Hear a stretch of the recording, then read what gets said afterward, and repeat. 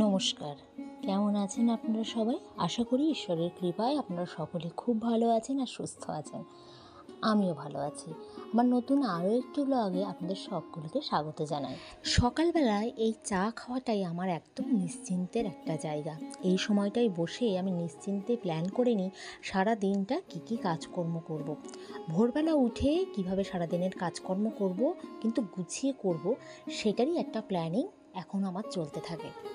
চা খাওয়া শেষ, এরপরেই বিছানা গোছাতে শুরু করেছি। তারপর মেয়েকে তুলে তারও স্কুলে পাঠাতে হবে সময় মতো। সকালবেলা কী রান্না করব, দুপুরে কী রান্না করব, রাতে কী হবে, তারই একটা প্ল্যানিং আমার মনের মধ্যে সবসময় চলতে থাকে এবং সেটাও সুন্দরভাবে করে নিই। ভাতটা বসিয়ে দিয়েছি, এরপরেই একটু ডাল করব ভাবছি।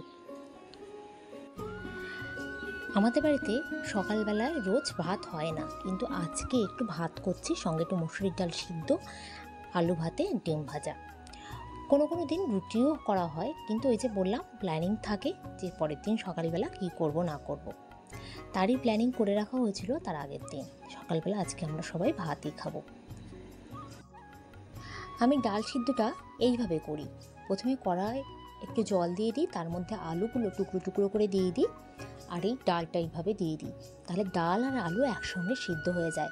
পরে গিয়ে ডাল সিদ্ধ হওয়ার পর আলু যখন সিদ্ধ হয়ে যায়, তখন আলুটা তুলে নিয়ে রেখে দিই, সেটা মেখে নিই, আর এইভাবে ডালটাও হয়ে যায় সিদ্ধ। আর লাস্টে তো একটু কাঁচা তেল দিয়ে নামিয়ে দেবই। এদিকে যখন সকালে রান্না হচ্ছে, ওদিকে আবার মেয়েকে তুলে দিয়েছি ঘুম থেকে।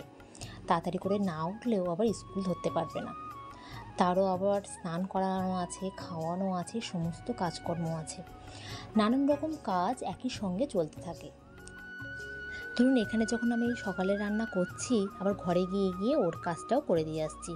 আবার স্কুলের পড়া আছে, সেগুলোও আমাকে একটু দেখিয়ে দিতে হয়, তা নাহলে ও একা একা স্কুলের কাজগুলো করতে পারে না।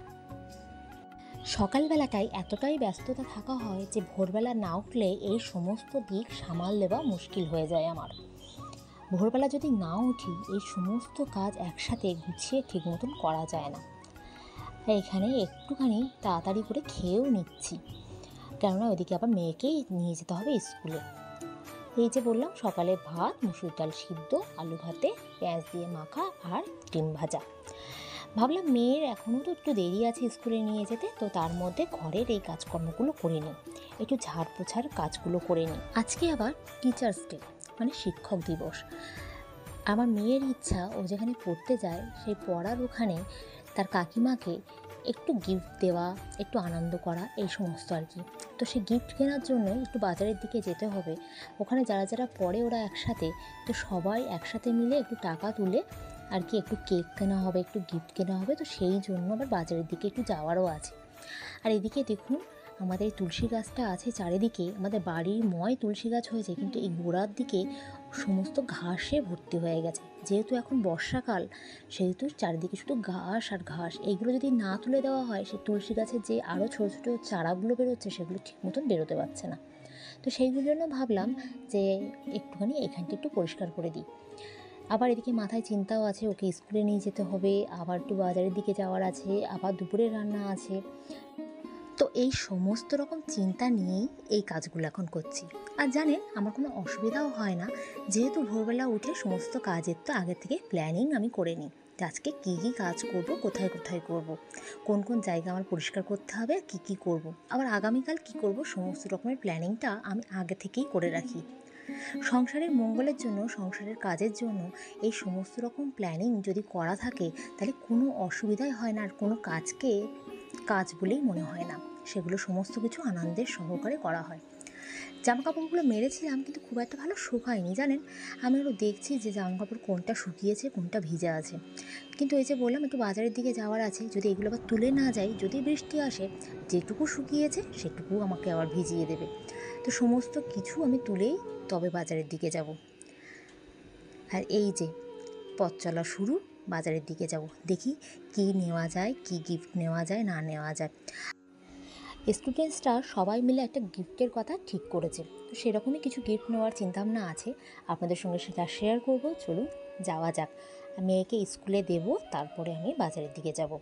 আর দু একজন স্টুডেন্টসের মারাও আসবে বাজারে, তো সবাই মিলেই গিফটটা কেনা হবে আর একটা সুন্দর দেখে একটা কেক কেনা হবে। এই যে চলে এসেছি কেক কিনতে, কিন্তু কোন কেকটা ছেড়ে কোন কেকটা নেব বুঝে উঠতে পারছি না। এত সুন্দর সুন্দর কেক এসেছে টিচার্স ডে উপলক্ষে, প্রত্যেকটা কেকই ভালো লাগছে। লাস্ট একটা কেক আমাদের বাছা হলো এবং সেটাই বলা হলো যে এটা প্যাকিং করে দিন। প্রচুর রকমের আইটেম দেখালো, প্রচুর রকমের কেকই দেখালো, সবটাই একটার থেকে আর একটা যেন বেশি ভালো লাগছে। তো সমস্ত রকম দেখলে চোখ ধাঁধিয়ে যাচ্ছে আমাদের সকলের, কোনোটাই পছন্দ করতে পারছি না। লাস্ট ফিনিশিংয়ে একটা কেক পছন্দ করা হলো, সেটা হলো এইটা। বাচ্চারা তো চকলেট ভীষণ পছন্দ করে, সঙ্গে চেরি দেওয়া আছে, আর একদিকে সাদা একদিকে চকলেট দেওয়া আছে। এটা একটা অন্যরকম সুন্দর লাগছে। এই যে এই গিফটটার কথাই বলেছিল যে পড়ার ওখানে একটা ঘড়ি নেই, তো একটা দেওয়াল ঘড়ি তাকে দেওয়া হবে, তো এই ঘড়িটাই সিলেক্ট করা হলো। আর বাড়ি চলে এসেছি, এসেই তো দুপুরে রান্না দুপুরে আজকে করব পোনা মাছ দিয়ে বেগুন দিয়ে আলু দিয়ে একটা ঝোল। প্রচণ্ড ব্যস্ত ছিলাম, কেন বাজার থেকে আসতে একটু দেরি হয়ে গিয়েছিল। ভীষণ ব্যস্ততার সঙ্গে মাছের ঝোলটা রান্না করেছি। এই যে মাছ ভাজা হয়ে গেছে, এবার বেগুন দিয়ে আলু দিয়ে ঝোল। আমার হাজব্যান্ড বলেন যে যেদিন তুমি তাড়াহুড়ো করে রান্না করো সেদিন নাকি তরকারির টেস্ট আরও সুন্দর হয়।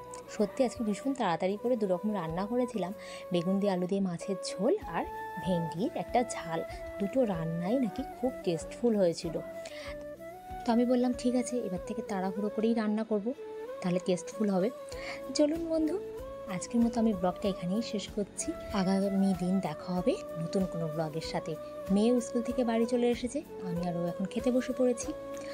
আমার আজকের ভিডিওটি আপনাদের যদি ভালো লেগে থাকে একটা লাইক, শেয়ার আর কমেন্ট করতে ভুলবেন না। আপনারা সবাই খুব ভালো থাকবেন, সুস্থ থাকবেন, সাবধানে থাকবেন। দেখা হবে আগামী দিন নতুন একটি ব্লগের সাথে। আজকের মতো আসি, নমস্কার।